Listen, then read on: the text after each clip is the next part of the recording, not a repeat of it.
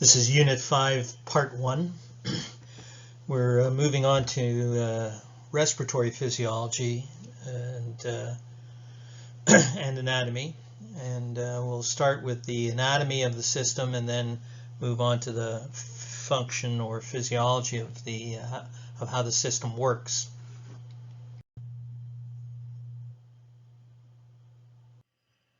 Well, in terms of simple overall function, just to remind you, the idea here is to supply the body with oxygen and get rid of carbon dioxide. And you know why we need oxygen. It's in order to deliver the molecule, which is the final electron acceptor in the electron transfer chain,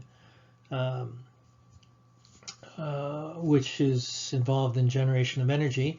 And the carbon dioxide is a byproduct of several different parts of the pathways, metabolic pathways that lead up to that process, that involve that process and oxidation of carbohydrates, including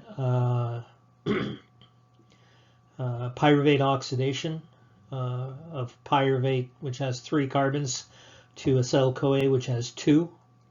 And the Krebs cycle, which starts with 6-carbon citrate and ends up with a 4-carbon molecule.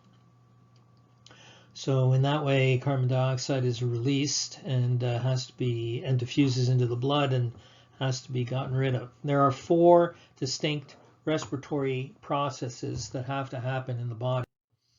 One is pulmonary ventilation, moving air. Ventilation refers to moving air in and out of the lungs. The other is external respiration, where you have gas exchange between the lung space and the blood. And then there is transport, which is transport of oxygen and carbon dioxide between the lungs and the tissues, or the tissues and the lungs via the blood. And then internal respiration, which is gas exchange between blood and the systemic blood vessels and the tissues. We're going to go through the respiratory zones. In terms of the anatomy, there are 2 major zones in the respiratory system. One is the respiratory zone and the other is the conducting zone. The respiratory zone is the actual site of gas exchange.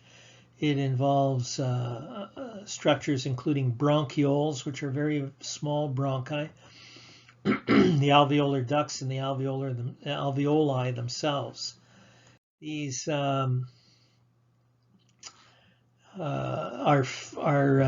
supplied with oxygen or air via the conducting zone, which provides a rigid ducting or conduit for air to reach the site of gas exchange. It includes all the other respiratory structures that we haven't mentioned: the nose, the nasal cavity, the pharynx, the trachea, the upper airway bronchi. Its function not only is to conduct, but also to cleanse, humidify, and warm the air. The respiratory system also involves muscles. There's the diaphragm and other types of muscles that promote ventilation, all of which are voluntary muscles. You completely control your muscles for respiration. Consciously control them. Now here's a diagram showing that respiratory system, and you see of course, the conducting zone starting here at the nose and going down into the, let's change colors, at the nose and coming down and going into the trachea.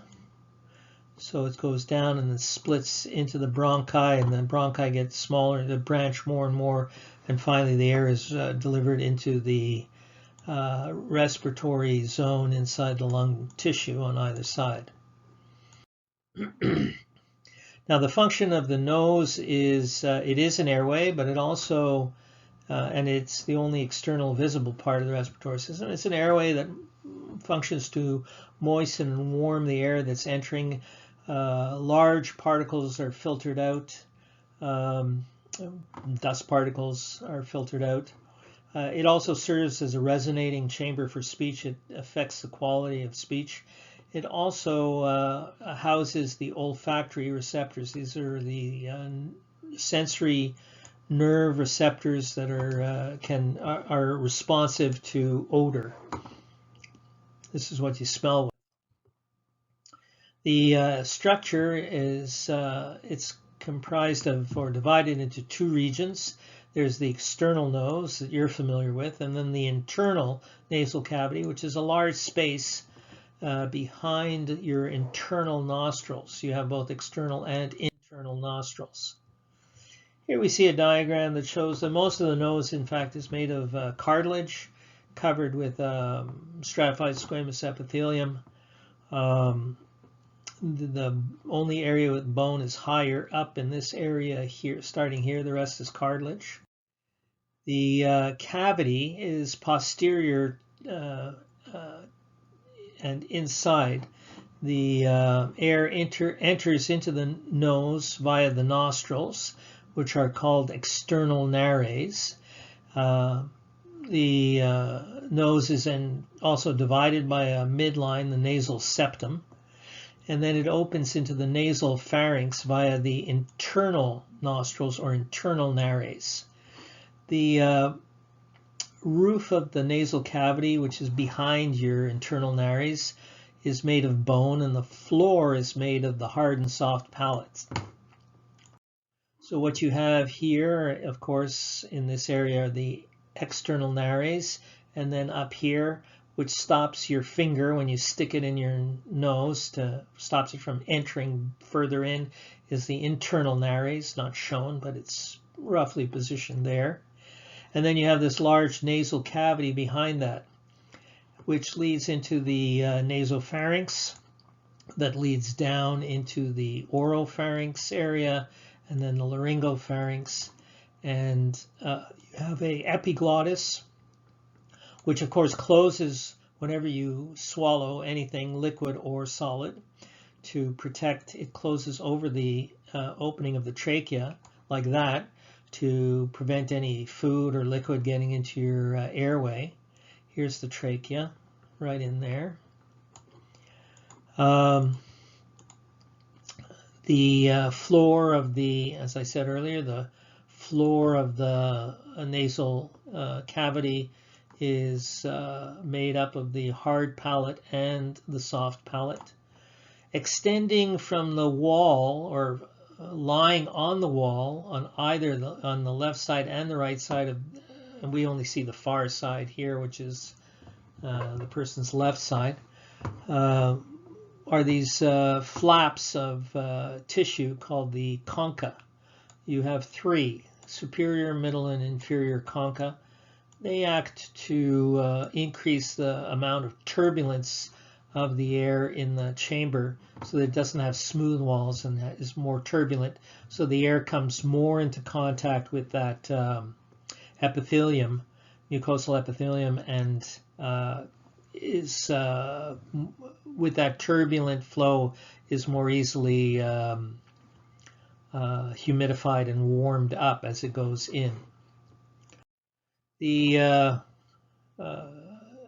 nasal cavity, of course, is superior to the nares.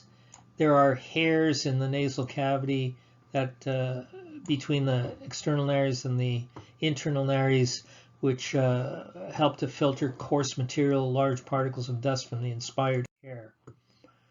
The internal nasal cavity, or nasal cavity inside, as I told you, is fair size space. It is lined by two different types of mucosa.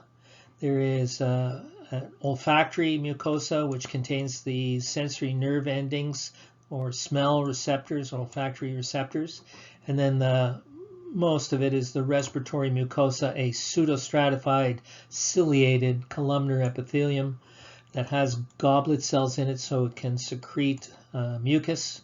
The glands also secrete not just, they don't just produce mucin, but, there are also glands that secrete mucus, which contains a protein called lysozyme and other proteins called defensins, which are able to kill bacteria. In this way, you have a nice ciliated pseudostratified columnar epithelium that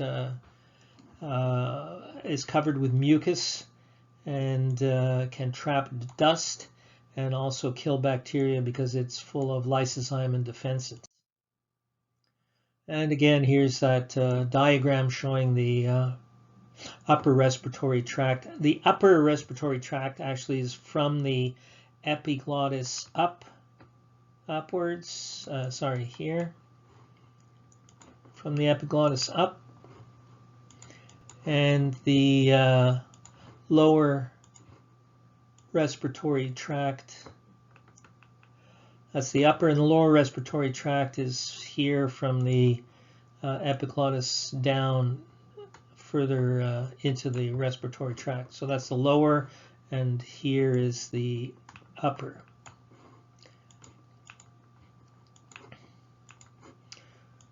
The nasal cavity, again, as I told you, functions to humidify and warm the air that you're breathing in. It humidifies it because there's a lot of vasculature in that stratified ciliated columnar epithelium right near the surface. Anyone who's had any major nosebleed realizes just how much vascular tissue is in there that you can really have a serious bleed from your nose, actually. Because that all those capillary networks are there, plexus is a network. There's a lot of water fluid that moves across to humidify the air, and also the blood, of course, is warm, so it helps to warm up the air. The ciliated pseudostratified cells lining the surface help to remove, by beating in one direction, they help to remove contaminated dust-filled mucus. If the mucosal epithelium gets a lot of particles on it that irritate it, you get a sneezing action, which also helps clear out material from that upper respiratory tract. As I said, there are superior, medial, and inferior conchi on either side of the nasal cavity, which increase the air turbulence, thus helping to get the air to be filtered, but also with trapping particles in the mucus, but also help with humidification and warming of the air, because it gets the air more into contact with the mucosal epithelium. When you breathe out, these structures help reclaim some of that heat in the hot air that you're breathing out and some of the moisture in that fully humidified air that you breathe out. So it helps to reduce heat and moisture loss. There are also sinuses or spaces. Sinus means a space. There are sinuses in the bones that surround the nasal cavity. And in that way, that space helps with air moving into it, and again helping with get the air warmed and moistened before it gets pulled down into the lungs. The pharynx is split into, which is right after the nasal cavity, is split into the upper nasopharynx, mid oropharynx, and lower laryngopharynx. So it's a muscle-lined tissue. It is voluntary muscle, skeletal muscle. And here you see those three areas: the nasopharynx, the oropharynx, and the laryngopharynx. The nasopharynx is only strictly an air passageway lined with ciliated pseudostratified columnar epithelium. It is closed off to prevent food from going up into the nasal cavity. So you swallow stuff, it always goes down. It never goes up, or should never go up into your nasal cavity. There are auditory tubes which open into the lateral walls. There are these tube openings in the side walls of the nasopharynx, and they lead up into the middle ear, and they are involved in helping to equalize pressure between the outer ear and the middle ear, so that for example, when you go up in a plane, you feel that increase or decrease in pressure, or if you go down in a plane, you feel the increase in pressure on your eardrum, but you can equalize it by yawning. What you're doing is stretching open the tubes and letting air flow from outside into the middle ear. The oropharynx extends from the soft palate down to your, I don't know if that's correct, to the epiglottis, but it's the midsection. It is lined with a stratified squamous epithelium because it's a common passageway for both food and air, and therefore is subject to scraping or abrasion, and the cells can get sloughed off. The laryngopharynx again is just posterior to the upright epiglottis, so it's at the area of the epiglottis. It extends down into the larynx. The larynx is still within the area that is serving both respiratory and digestive pathways, but that's where they separate. And of course, the epiglottis is the flap that can close off the trachea if you swallow food or drink. Larynx, and I don't want to get into it too much, but most of the larynx is made of cartilage. It's stiff, so it helps provide an open airway. Patent is open, means open. So it provides a patent airway. You always want an open airway, nothing that's collapsed. So that stiff structure helps keep it open, wide. Helps with providing a switching mechanism for food versus air. It functions mostly in voice production. So here we go again. The nasopharynx is this upper area. Only air goes through there. There's the uvula at the back of the. Change colors. There's the uvula.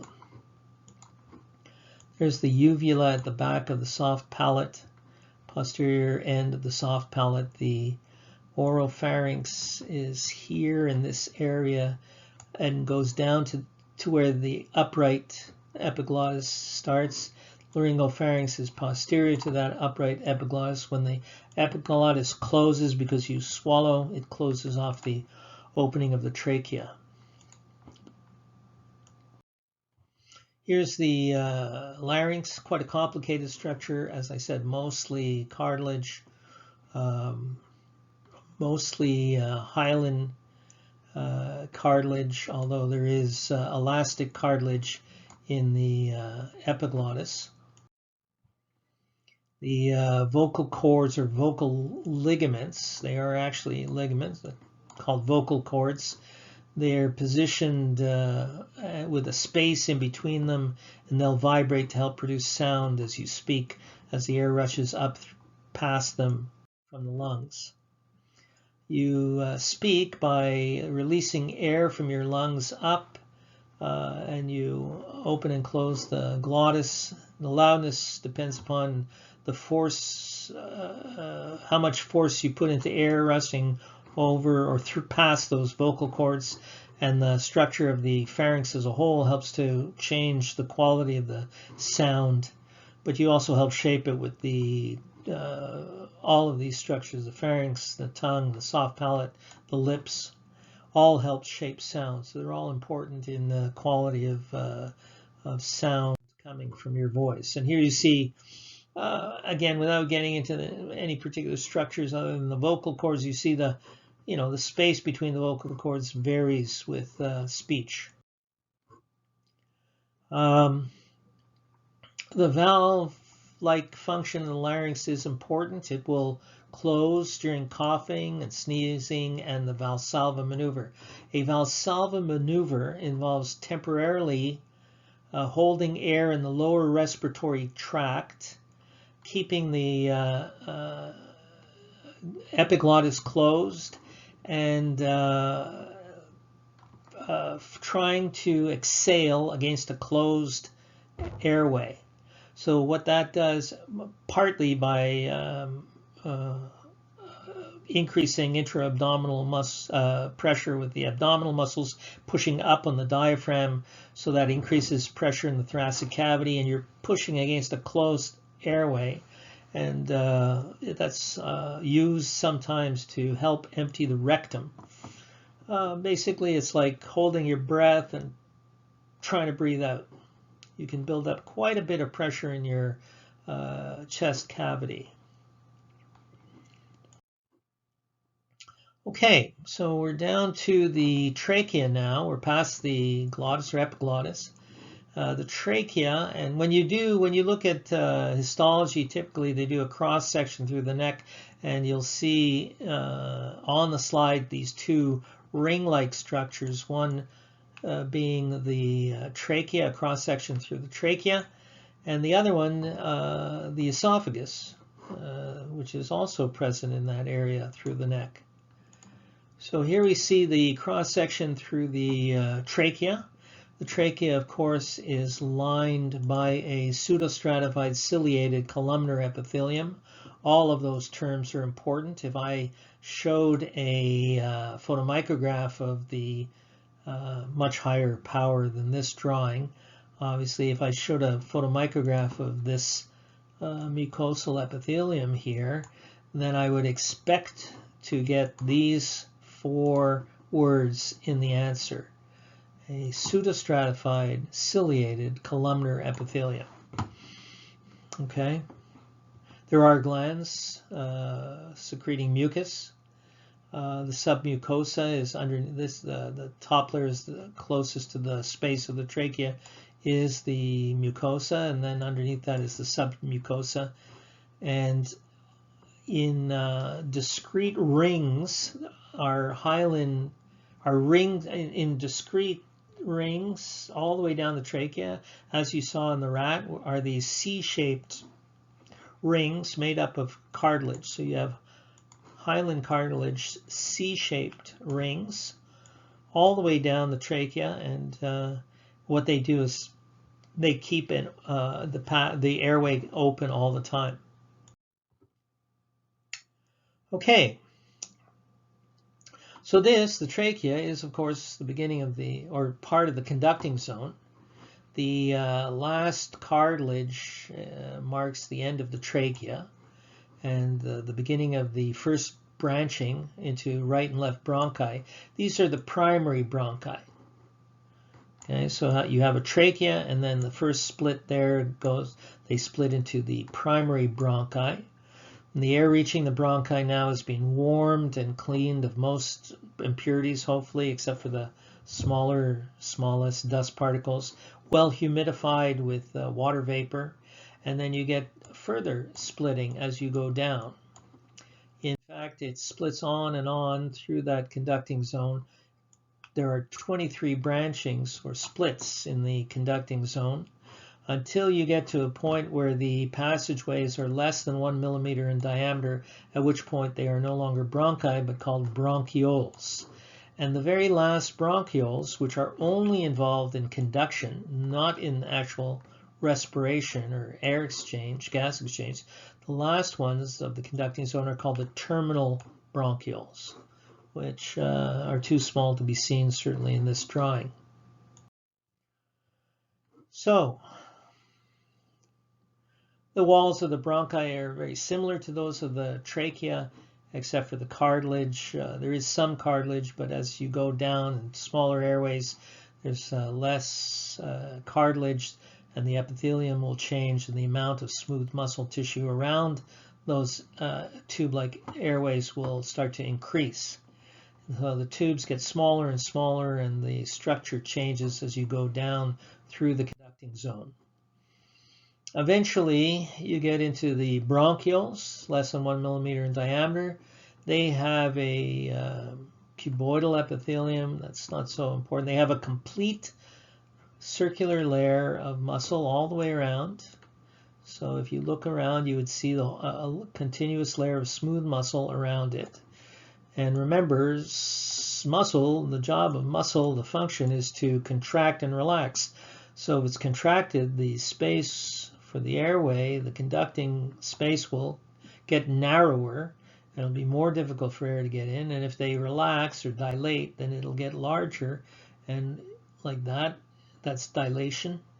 And there's more space in the middle. I hope I've shown that. Let's try again. If they dilate, they get bigger. That gets bigger, the airway, and there's easier movement of the air. They lack, bronchioles lack cartilage, and they don't have mucus-producing cells because they're so small that if you were producing mucus in that area, it would plug up the airway. So finally, we reach the respiratory zone, and the respiratory zone is defined by the presence of alveoli. Alveoli are very thin-walled epithelial cells that it's a squamous, simple squamous epithelium. Cells surrounding a space, very thin cells surrounding a space. Each one, of course, having a nucleus in it. So you would see something like this, surrounding that space. And the what you would have is, of course, this structure is surrounded by red blood, vascular blood vessels. So you would have cross sections of blood vessels all over the surface. I'm drawing them in red, but it's difficult to see that they are in fact red. So that would be a cross section through a blood vessel all over the capillary, all over the alveolar surface for gas exchange.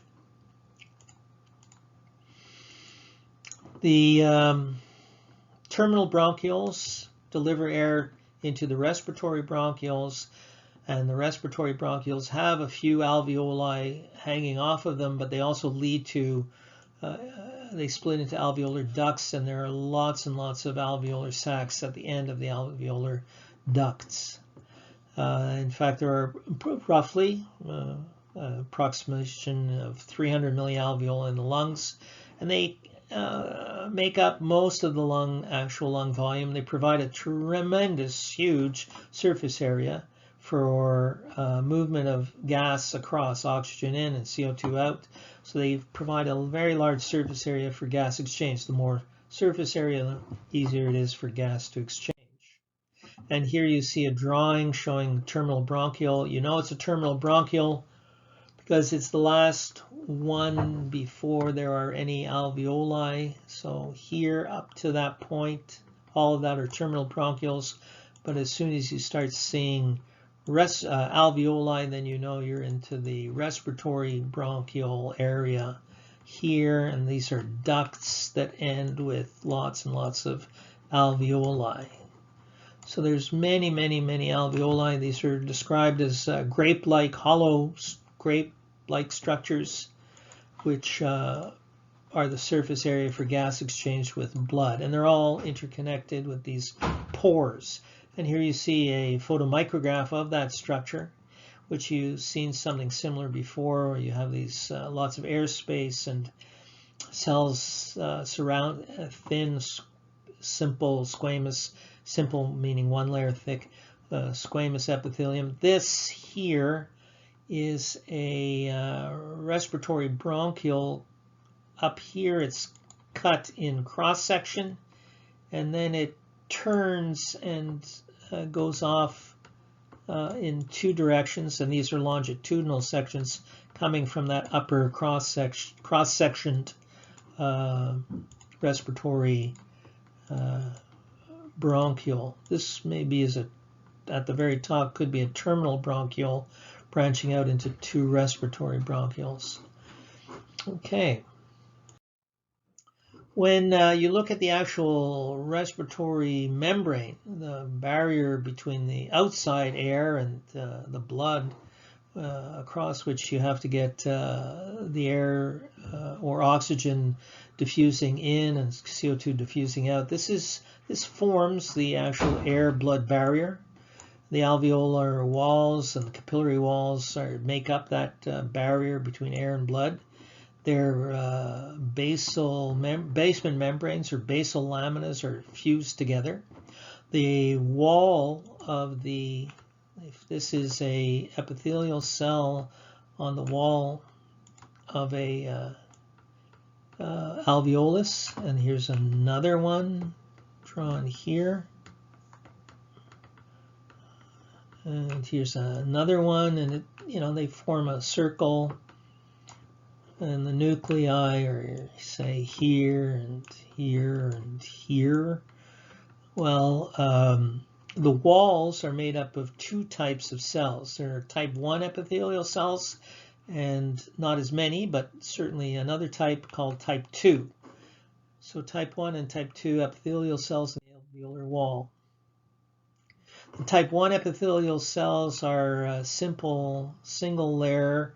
They are a simple layer of simple squamous epithelial cells that allow gas exchange by simple diffusion. They also secrete an important enzyme which you'll learn more about later in the course, called angiotensin converting enzyme, often abbreviated as ACE or ACE. The type 2 cells, or type 2 epithelial cells, quite often they're called type 2 epithelial cells, secrete an important protein called surfactant. What surfactant is a detergent-like molecule that helps to reduce surface tension. Surface tension of water is due to hydrogen bonding that occurs between the water molecules. We covered that earlier in the course. It's needs to be significantly reduced because if you have a lot of surface tension, the alveoli would tend to collapse, and then it would take a lot of pressure to force them open when a person breathes in. And so surfactant significantly reduces that surface tension or attraction and makes it easier to expand alveoli in the lungs. The alveoli are surrounded on the tissue side by very fine elastic fibers, so they have some elasticity to them. When they open up wide, they're stretching those elastic fibers, which would tend to pull them shut when you change pressure and want to breathe out. There are pores connecting adjacent alveoli so that pressure can be equalized through all the different alveoli. There are also macrophages in the alveoli. This is it houses, in other words, it provides a house for macrophages. They're not called house macrophages like a name. This is a verb. The alveoli house macrophages inside the airspace, actually. It's not on the tissue side. They're inside that airspace, moving around, and they help to keep the alveoli surfaces sterile because, after all, you do breathe in some dust and bacteria with that into your lungs, and these macrophages, of course, are phagocytic. They are, in fact, called their real name, and it should be here. It's not, but the proper name for them is alveolar macrophages. Alveolar. They're normally resident alveolar macrophages, normally resident in the lung space, killing and cleaning things up by phagocytosis. This is a really nice diagram showing showing alveoli, and very nicely showing that they're surrounded on the tissue side by these many capillaries, because after all, the gases have to exchange with the blood. There are also these bands of smooth muscle tissue around them to close off or widen or tighten airways, and you have the elastic fibers drawn in yellow. So you breathe in and they get stretched, and when you let go and breathe out, they are retracting and tightening up.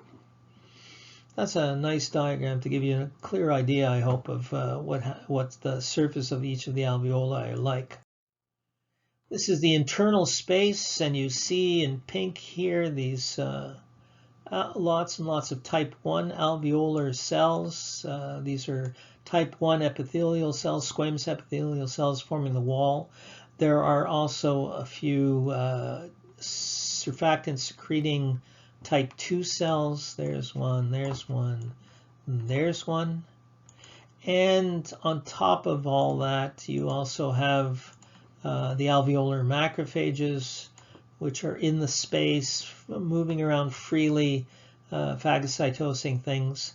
And of course, when you cut a cross section like this, you also cut across capillaries. There's a capillary, there's another capillary, and there's another. They're completely surrounded by many, many capillaries. And when you look here at this, if you expand that area, if it is magnified in this, as it is in this drawing, then what you see is the wall of the alveolus and the epithelial cell. Here's the squamous, type 1 squamous epithelial cell. That's this thin structure here. There's its nucleus. In between, in this beige color in here, is the fused basement membrane between the type 1 epithelial cell of the alveolar wall and the cell that makes the wall of the capillary, which is a endothelial cell right here, the endothelial cell, and there's the nucleus of the endothelial cell, and it forms the wall of the capillary. So the wall of the capillary is immediately adjacent to the wall of the alveolus, formed by a single layer of type 1 epithelial cells, and the wall of the capillary is formed by a single layer of what are called endothelial cells. So it's a very thin respiratory membrane across which oxygen can move from the alveolar space into the blood, or CO2 can move out into the alveolar space so it can get breathed out. In terms of overall gross anatomy, the lungs fill most of the left and right pleural cavities, which form a large part of the thoracic cavity. The root is the sort of mid point on both lungs where vascular and bronchial tubing goes in and out of the lungs. The apex is the narrow superior tip, and the base is the more blunt-shaped bottom surface of the lungs that rests on the diaphragm.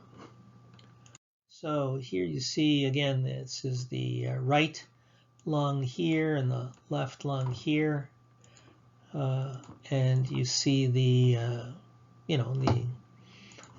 apex and the base. What else can I point out to you? The point of entry, the root, is not actually shown here. It's not that important, such an important term that you have to know. The diaphragm, of course, forms the bottom division here between the abdomen and thoracic cavity, abdominal cavity and thoracic cavity. It's a very important respiratory organ. I think that's pretty much enough of that. We do have serous membranes, serosa. There are in the thoracic, in the cavities holding the lungs, the right pleural and left pleural cavities, you have the pleura form the wall. So you have the pleural cavity on one side and pleural cavity on the other. So you have, the whole thing is the left pleural cavity, and this is the right pleural cavity here. All of this is the all of this is the right pleural cavity, and this is the left pleural cavity, and they are surrounded on the wall of the chamber and also on the organ by the pleural membranes, which are serosal membranes. And so you have a parietal pleura and a visceral pleura. This is the right parietal pleura and the right visceral pleura, and you have the same thing on the other side. This is the cardiac cavity lined by the, or pericardial cavity lined by the pericardial membranes. The pericardium is lined with the pericardial membranes. That's the cavity that holds the heart. The lungs themselves, there is a notch or impression on one side that accommodates the heart. So if you look at on the left side, there is a kind of a notch that accommodates the space. It's a space for the heart. The left lung only has 2 lobes, whereas the right lung has 3. The left lung is, after all, somewhat smaller because there has to be some space for the heart. Now this, as you can see, is quite an interesting specimen. This is from an animal, and what they've done is they've injected, first of all, they inject a different color latex into the airways in the different lobes, into each of the segments of the different lobes. So this, remember, the right lung has 3 lobes, and the left lung has 2 lobes, and they're further divided into segments. And in each segment, don't worry about how many segments each has, but into each segment they've injected into the airways. They've injected a different colored liquid latex, which hardens, and then they use enzymes to eat away all of the tissue, and then you're just left with this impression of the airways, which shows very clearly the intricate branching meshwork of this intricate airway system. Blood supply to the lungs is a little bit unusual in that there are 2 major blood supplies. One is called the pulmonary, and the other is the bronchial. The key thing here is that there is a pulmonary supply, which is the well, I have to first explain to you that any blood vessel that, arteries versus veins, it's not whether it carries oxygenated or lower oxygen blood. An artery is any blood vessel that goes away from the heart. If this is the heart, then if we have the heart here, right? If the blood vessel is going away from the heart, whether it is carrying oxygenated or deoxygenated blood, it doesn't matter. If it carries blood away from the heart, then it is called an artery. And if it carries, let's do it here. If it carries blood away, it's an artery. If it carries blood towards the heart, then it's called a vein. So the heart receives venous return and then pumps the blood up to the lungs so that it can get reoxygenated. So the pulmonary arteries are carrying blood from the heart to the lungs, and that is the pulmonary supply of vascular supply. The pulmonary arteries carrying blood, and it is blood that came from the systemic system that had lower levels of oxygen and went to the heart and then is getting pumped up to the lungs. And then they feed into the pulmonary arteries, deliver the blood and feed into that pulmonary network of capillaries that surround all of the alveoli so that blood gets oxygenated. So then the pulmonary veins return blood. I'm going to do this way. The pulmonary veins return oxygenated blood coming from the lungs, returning to the heart to be pumped into the left ventricle and then out to the rest of the body. So oxygenated blood comes back from the respiratory area, from the lung tissue, is oxygenated blood and is ready to be pumped all over the body. Meanwhile, that's the pulmonary supply. Meanwhile, you also have tissue in the lungs which is not in close contact. There are lots of tissues that are not really in close contact with any air supply, and they need oxygen too. And for that reason, you have a second blood supply to the lungs, which is the bronchial supply. These are arteries which provide oxygenated blood to the tissues. They come off as branches off of the aorta, and they go up to the lungs, and they supply all the lung tissues except for the alveoli, which are right up against air, so they don't need an oxygen supply.